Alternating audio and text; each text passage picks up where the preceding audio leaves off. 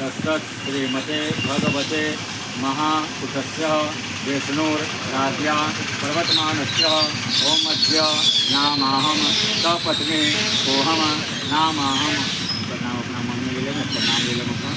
अतः गोत्रस्य मुख्यगोत्रस्य मासानाम् उत्तमे मासे ज्येष्ठमासे कृष्णपक्षे अमावस्यायां तिथौ वासरे गुरुवासरे अहम नामाहम नगरे बुद्धिकला पश्चिमी नगरे बाबा हरियाणा क्षेत्रे हाजीपुर प्रमंडले कलियुगे कलि प्रथम चरण जम्बूद्वीपे आर्यावर्तक देशे व्रतखंडे अहम सर्वमनोरथ सकल कामना सिद्ध्यर्थे।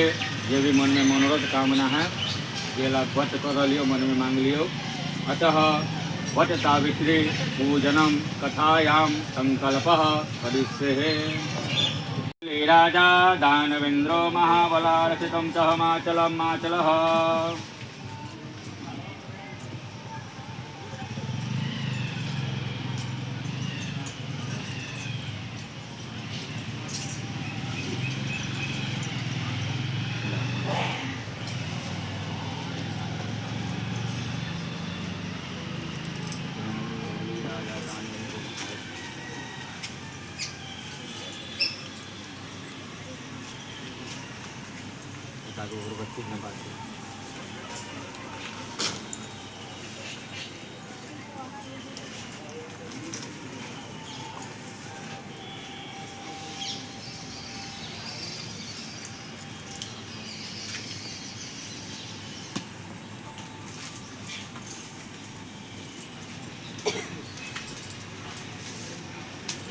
बढ़ जा बुआ,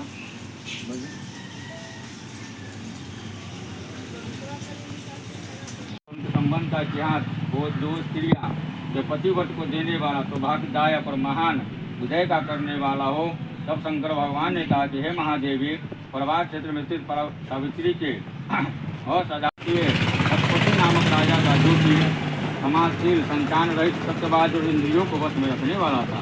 एक समय वह राजा प्रभास क्षेत्र की यात्रा के निमित्त वहाँ पर आया और विधि पूर्वक यात्रा करता हुआ सावित्री के स्थल पर पहुँचा। वहाँ पर उस राजा ने अपनी रानी के साथ उस व्रत को किया, जो सावित्री के नाम से प्रसिद्ध सभी प्रकार की कामनाओं को पूर्ण करने वाला है। ओम भूर्भुवस्वः। इस मंत्र की साक्षात मूर्ति बनकर श्री ब्रह्मा जी की प्रिया सावित्री देवी उस स्थान पर उस राजा पर प्रसन्न हुई। कमंडलू को धारण करने वाले सावित्री देवी दर्शन के बाद पुनः अदृश्य हो गए और बहुत दिनों के बाद उसी राजा के यहाँ देवी के समान रूप वाली कन्या उत्पन्न हुई। सावित्री की प्रसन्नता से प्राप्त तथा सावित्री की पूजा करने के बाद हुई, अतः राजा ने ब्राह्मणों की आज्ञा से अपनी कन्या का नाम भी सावित्री रखा। वह राजकन्या सावित्री ने साक्षात सभी धारण की लक्ष्मी के समान शोभित बढ़ने लगी और धीरे धीरे सुकुमार अंगों वाली वह यौवनावस्था को प्राप्त हुई, जिसके मध्य भाग सुंदर स्तंभ भाग विस्तृत और जो सुवर्ण की प्रतिमा के समान दिखाई पड़ते थे। लोग उसे देखकर यही समझते थे कि कोई देव कन्या है। कमल के समान विशाल नेत्रों वाली एवं तेज से अग्नि के समान प्रज्वलित होती हुई सावित्री महर्षि भृगु द्वारा कहे वो सावित्री व्रत को करने लगी, जिसके आरंभ से सुंदर वर्ण वाली उसे उपवास करने के सिर से स्नान की सावित्री देवता की प्रतिमा के पास जाकर अग्नि में हवन करके ब्राह्मणों से स्वस्ति वाचन करवाया और उन ब्राह्मणों ने अवशिष्ट पुष्पांजलि ग्रहण करके सखियों से जुड़ी लक्ष्मी देवी के समान सुंदर रूप से सुशोभित हुई। भारारोहा राजकन्या सभी पिता के चरणों में प्रणाम कर प्रथम प्राप्त पुष्पांजलि को निवेदित कर हाथ जोड़कर राजा के पास स्थित हुई। युवावस्था को प्राप्त देखकर राजा ने उनके विषय मंत्री को सलाह लेकर राजकन्या से कहने लगा, हे पुत्री, तुम्हें युग वर देने का समय आ गया है। मुझसे कोई तुम्हारे श्रेष्ठ तुम्हें मांगने के लिए भी नहीं आता और मैं भी विचार करने पर तुम्हारी आत्मा का रूप वर को नहीं पा रहा हूँ। अतः हे पुत्री, देवताओं के निकट मैंने जिस निंदनीय न हो वैसा वे तुम करो। मैंने धर्म शास्त्र में पढ़ा सुना है कि यदि पिता के गृह में रहते हुए विवाह के पहले जो कन्या रजोधन युक्त हो जाती है तो शुद्रा के समान समझी जाती है, अतः उसके पिता को ब्रह्म हत्या के समान पाप लगता है। इसलिए हे पुत्री, मैं तुमको भेज रहा हूँ कि तुम स्वस्थ स्वयं अपने योग वर ढूंढ लो। विधि मंत्रियों के साथ शीघ्र जाओ और मेरी बात को मानो।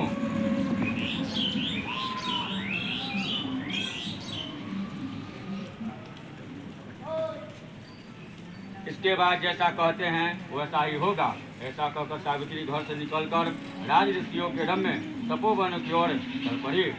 वहाँ पर पहुंचकर माननीय वृद्धजनों को प्रणाम कर सभी तीर्थाश्रमों में जाकर पुनः मंत्रियों के साथ सावित्री ने अपने गृह पर आ गई और वहाँ पर पिताजी के समक्ष पवित्र देव ऋषि नारद को बैठे हुए देखा।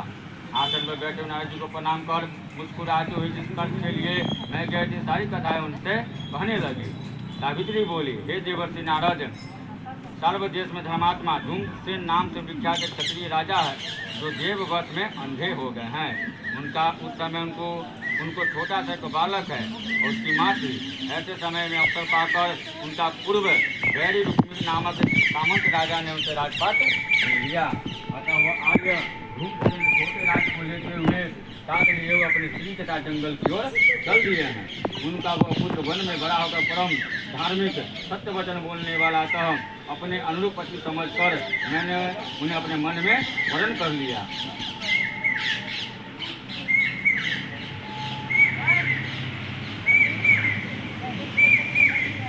मन में वरण कर लिया। यह सुनकर नारद जी ने कहा, हे राजन, सावित्री ने बड़ा कष्टप्रद कार्य कर डाला। बाल बुद्धि होने से में केवल गुणवान समझकर सत्यवान को वरण कर लिया। उसका पिता सत्य बोलता है, माता सत्य बोलती है और स्वयं भी सत्य बोलता है। इससे उसका नाम मुनियों ने सत्यवान रखा है। उसको नित्य अश्व घोड़े प्रिय है और मिट्टी के घोड़े बनाया करता तथा चित्र में भी घोड़ों को लिखा करता है, जो सिद्धांत भी करते हैं। सत्यवान ज्ञान और गुण में रंजित के समान है। ब्राह्मणों की रक्षा करने वाला सत्यवादी तथा औसी नर देवी के समान है। जयाति के समान उदार चंद्रमा के समान दिखने में प्रिय लगने वाला, रूप में कृष्ण कुमार के समान और धूमसेन के समान बलवान है। किंतु उसमें केवल यही एक दोष है, दूसरा कोई नहीं कि सत्यवान आपसे ठीक एक वर्ष पर चिनाई हो जाने पर ये क्या कर देगा, अर्थात वो मर जाएगा। इस प्रकार नारद जी की बात सुनकर राजकन्या सावित्री ने राजा से कहा, राजा लोग किसी को एक बार कोई बात कहते हैं, ब्राह्मण एक ही बार कहते हैं और एक ही बार कन्या को कन्यादान की जाती है। तीनों कर्म एक ही बार किए जाते हैं, बारंबार नहीं। दीर्घायु अथवा अल्पायु, गुणवान अथवा निर्गुण, वर को एक बार वरण कर लिया और दूसरे वर को वरण नहीं करूंगी। पहले मन में निश्चय करने के बाद मैं उसे वाणी द्वारा प्रकट किया जाता है, पुनः उसके बाद कर्म द्वारा किया जाता है। इससे प्रत्येक कार्य में मन को प्रमाण माना जाता है, अर्थात मन के विरुद्ध कार्य नहीं किया जाता। नारद जी ने कहा, हे राजन, यदि आपको इष्ट हो तो अपनी पुत्री सावित्री का कन्यादान विनुता के साथ सिद्ध कर डालिए। ऐसा कर नारद जी आकाश मार्ग से स्वर्गलोक को चले गए। इसके बाद राजा ने भी शुभ मुहूर्त में समीपवर्ती वेदों के पारगामी ब्राह्मणों के द्वारा पुत्री सावित्री का विवाह संबंधी सभी कार्य संपन्न किए और सावित्री भी मनोबल सत्यवान पति को पाकर ऐसी प्रसन्न हुई जैसे कोई पुण्यवान पुरुष को पाकर प्रसन्न होता है। इस प्रकार से आश्रम में समय रहते हुए सावित्री सत्यवान से कुछ समय व्यतीत हो गए। लकड़ियों को काटते काटते उसके व्यतीत होते उस समय केवल भाई सावित्री रहती, जिसके चित्त में रात दिन जो नारद जी की कही बातें उसको याद बनी रहती थी। उसके बाद बहुत दिन बीत जाने पर मरण काल का समय आ गया, जिसमें सत्यवान को मरना था। अतः सावित्री नारद की कही मरण की तिथि का हृदय में गिनती हुई ज्येष्ठ मास के कृष्ण पक्ष की अमावस्या तिथि को सायंकाल में आज से चौथे दिन मेरे पति को मरना चाहिए सोचकर 3 रात्रि तक निराहार व्रत रहने का उद्देश्य रखकर रात दिन आश्रम में स्थिर रूप में रहने लगी।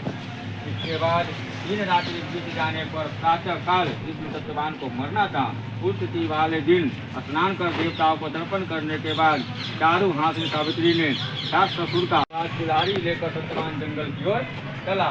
तब जाके अपने पति के पीछे पीछे सावित्री भी चली। वन में पहुंचे सत्यवान जल्दी से फल फूट कमिदा फूटा तथा सूखी लकड़ियों को इकट्ठा करके ले जाने योग्य हार बांधने लगा।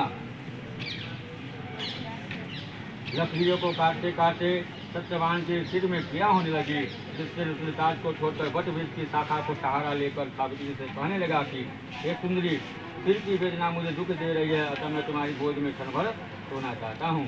सावित्री ने दुखित होकर कहा, हे महाबाहो, आप विश्राम करें, पीछे हम श्रम को दूर करने वाले आश्रम को चलेंगे। जैसे पृथ्वी पर बैठी सावित्री ने सत्यवान के सिर को अपनी गोद में रखा, वैसे उसने किस्म कुंगल वर्ण वाले गिरधारी चित्र वस्त्र पहने हुए साक्षात सूर्य के समान पूजित हुए पुरुष को देखा।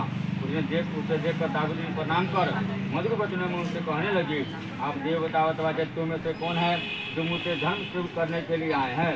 मुझे अपने धर्म से अशुद्ध करने के लिए कोई समर्थ नहीं है, क्योंकि हे पुरुष मुझे झलकती आपकी लपेट के समान ही समझिए। यमराज ने कहा, मैं सब प्राणियों के लिए भयंकर परमानुसार उनका उचित दंड देने वाला यम हूँ। तो हे पतिव्रता सावित्री, समीप में पड़े हुए तुम्हारे पति को आयु समाप्त हो गई है, इसे यमदूत पकड़ कर नहीं ले जा सकेंगे, इसलिए मैं स्वयं आया हूँ। ऐसा कहकर फांस को लिए यमराज ने सत्यवान के शरीर को अंगुष्ठ मात्र शरीर वाले पुरुष जीवात्मा को बलपूर्वक प्राण निकाल लिया। उसके बाद पुतलीगण के सेवित यमपुरी से मारकर चलना शुरू कर किया। तो वारारोहा सावित्री भी उनके पीछे पीछे धीरे धीरे यमराज के पीछे पीछे चलने लगी। यम ने पतिव्रता होने के नाते चलने में न सकते कहा, हे सावित्री, एक मुहूर्त जहाँ एक मुहूर्त हुआ तुम यहाँ तक मेरे साथ आ गई है, अब लौट जाओ। हे विशाल नेत्रों वाली, कोई भी जीव बिना आयु समाप्त किए हुए यमपुरी के मार्ग में नहीं आ सकता। सावित्री ने कहा, आप जैसे विश्व पुरुष के साथ पति का अनुगमन करते हुए मुझे कभी भी शर्म या गलानी नहीं हो सकती। रजनों की गति का तारक माँ प्रज्ञान या दूसराने इसी प्रकार स्त्रियों की गति का तारक का पति होता है, वरना पुरुषों की गति वेद और शिष्यों की गति गुरु है।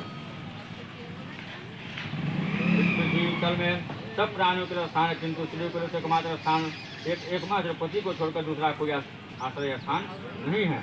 इस प्रकार धर्म तथा अर्थ भरे हुए सुंदर मधुर अनेक वाक्यों सभी सूर्यपुत्र यमराज ने प्रसन्न होकर सावित्री से बात कही। यमराज ने कहा, हे भामनी, मैं तुमसे प्रसन्न होता तुम्हारा कल्याण हो, तुम मुझसे वर मांगो।